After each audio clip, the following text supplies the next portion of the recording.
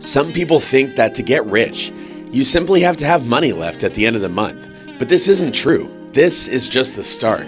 Whether you are paid a little or you're paid a lot, you might still just be Jenny from the block. Sorry, just a shout out to my girl Lopez. But don't despair. There are ways to boost your finances and increase your and your family's wealth status. And to do that, you need to think of money differently.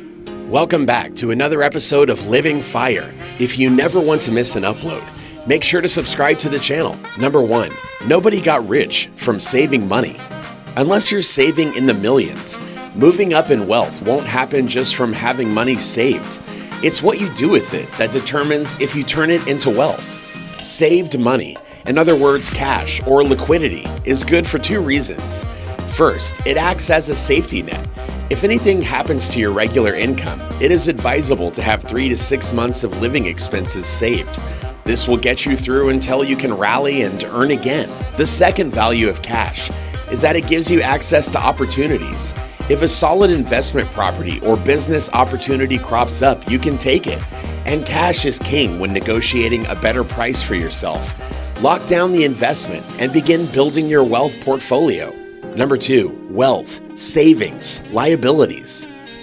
Being wealthy doesn't mean how much bling you have or what car you drive. Wealth is having valuable financial assets or physical possessions which can be converted into a form that can be used for transactions. So to attain these valuables, you have to add some effective money skills to your arsenal. So you're thinking, but a Maserati can be cashed out for dollar bills. But the truth is, that isn't an asset, it's a liability. Cars cost you money in maintenance, insurance, fuel, and depreciation. But an interest-bearing investment or a property is considered an asset that leads to your wealth. Over the long term, they gain value and can be cashed out for more money than you put in. Savings are what is left after you are done paying your expenses. These can be put away to earn interest while you sleep, or can be invested to grow in value and make you a profit. Liabilities are things that you owe on or cost you money. We mentioned the Maserati, but it can also be debt, student loans, your phone contract, a home loan, or a credit card. Even your lease agreement is a liability because, in essence, it is money you are signed up to pay. To figure out your wealth, you minus your liabilities from your savings plus assets, and you can see how long you can afford to live without earning. The longer you can live, the wealthier you are. Number 3, make tax work for you. Small earners fear taxes and tend to pay more than they should, just because they are scared that the taxman will come knocking. Whereas the rich love taxes, not paying taxes. We mean using them to their advantage. To master money, you need to use taxes to your advantage. Find out more about how taxes work in your region and how you can use tax incentives to protect your wealth. There are usually tax advantages for investing or putting away for retirement, whereas you might pay more tax if you just save your money in your current account. Or keeping your property in a trust or a company might be more tax effective than owning it in your personal capacity. The tax you save, you can invest and then save even further tax. Be sure you use tax like the rich do to keep your money, not part with it. Number 4, learn how to use other people's money. Another common mistake of the poor and middle class is only using their own money. There is a general fear to access loans and go into debt. And for sure, it's a dumb idea to go into debt for a new watch or shoes or even a holiday. But to access loans at a manageable interest rate might mean that you can increase your earning. For example, perhaps you run a service which requires machinery or have a property business. To upgrade your property or buy better machinery on a loan might end up meaning that you can charge more for your rental or provide the service faster and be able to double your clients. Each time you weigh up a loan or debt, you have to be certain that the inflation isn't going to be uncontrollable and that you have enough business to cover the debt regardless of whether your business prediction takes place. However, if you do the sums and can charge more for an upgraded property or double your sales with a faster service, then the loan repayment is affordable and you can have a sustainable business. Calculating loans like this is one of the money skills that are going to work in your favor, which leads us to the next point. Number 5, you need to earn more, not spend less. Not having enough money is seldom solved by cutting back. In the end, we get frustrated and end up with old spending habits again. While it is never wise to spend above your means, the best way to have more money is to bring more money in. Perhaps this is a raise or a job move Or maybe a side hustle. Maybe your business has grown stagnant and needs a productivity boost. When your mind is open to the idea that the world is abundant and you just need to tap into bringing more money in, you will open your mind to what you can do to bring in more income. Number 6, what are the basis points? We're sure you've heard this phrase being thrown around the financial reports section of a news bulletin. Well, we're here to let you in on what all these technical financial terms mean so that you can start decoding finance. Basis points are actually a really simple concept.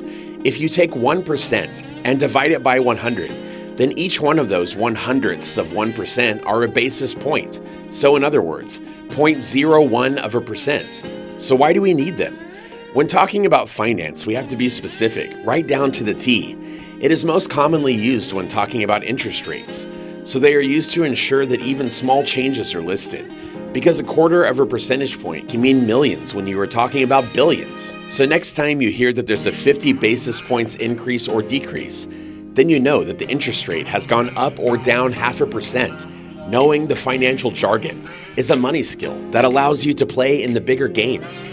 Number 7, know your dollar needs. Now that you have decided that you need to bring more money in to get more money out, then it's time to work out how much money you actually need. This will make it easier to ensure that when you start getting in more money, you use it wisely to grow your wealth and not just to spend more. Most banking apps nowadays give you the option of labeling your expenses, and this spits out a great pie chart at the end of each month to see where you spend your money. This way, you can compare a real dollar and cents value per category, because our estimates of how much money we spend on items like entertainment and groceries are generally way out.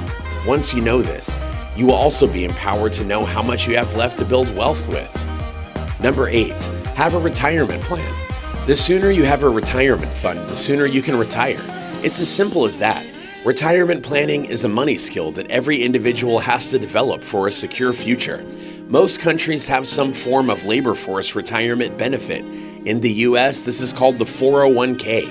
This might be sufficient for you, but if not, explore private retirement fund options.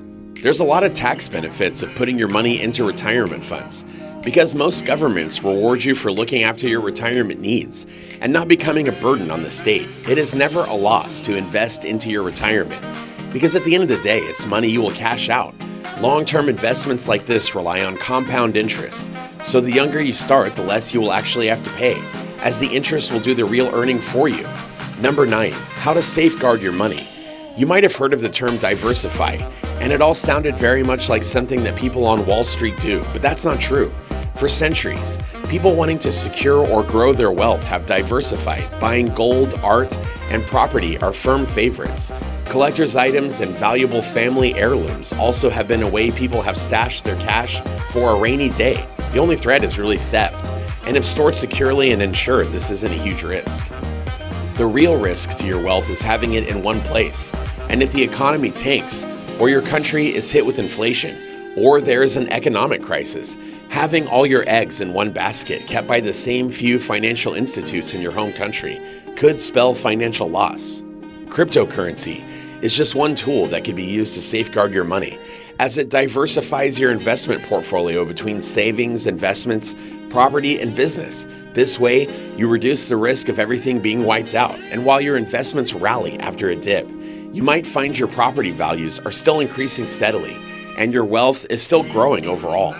Number 10, make money while you sleep. To understand money, you need to look beyond how many hours in a day you have to earn money. If you have the right money skills, $1 can make you another $1 while you sleep. That is, if you put it in the right place. Even the smallest amount of spare change you have should be put in an interest-bearing account. This way, while you decide your next money move, your savings is at least working for you. In the same way, investments are your money put to work. Or perhaps you can use a small amount of money to build an arbitrage business. That will also require a mostly hands-off approach.